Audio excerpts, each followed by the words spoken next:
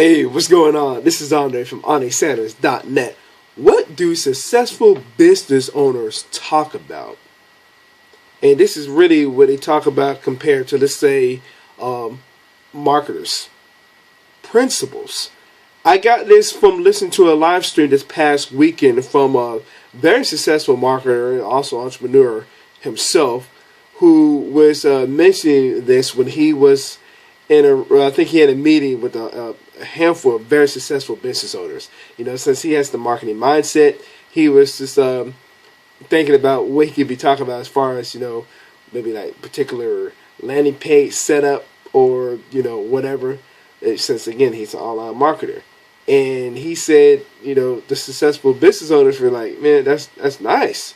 But then they just started covering principles. And, you know, the marketer said, I just decided just be quiet and start listening, because that's really true as far as any successful business owner. It doesn't really matter what type of business owner it is. You know, it can be home-based business profession, traditional, brick and mortar, whatever, real estate. You know, we can go down the line. But really, if you sit back and listen to them, all they do talk about principles. And this kind of reminds me of some of the books that I've read over the last few years.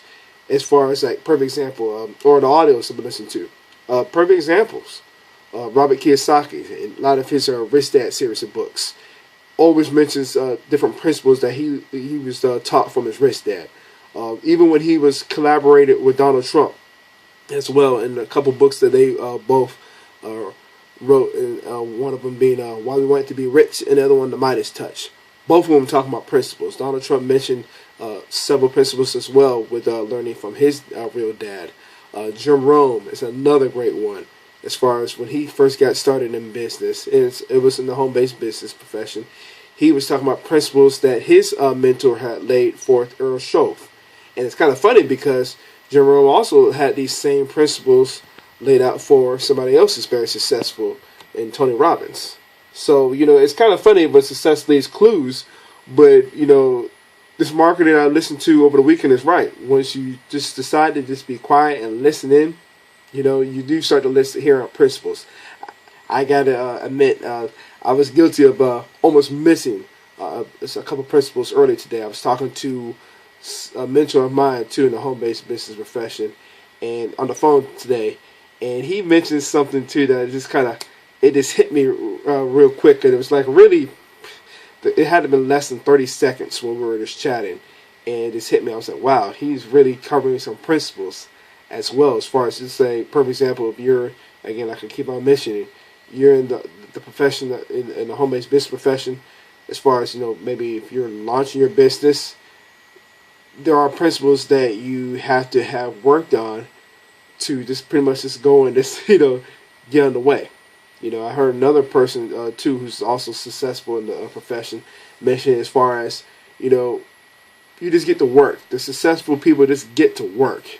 You know, that's the same thing with the owners, successful business owners, entrepreneurs. It doesn't matter. They just get to work. You know, that's the key thing. Yes, you do have the principles laid forth, too, and it's true that success does leave clues, but just roll up the sleeves and get to work.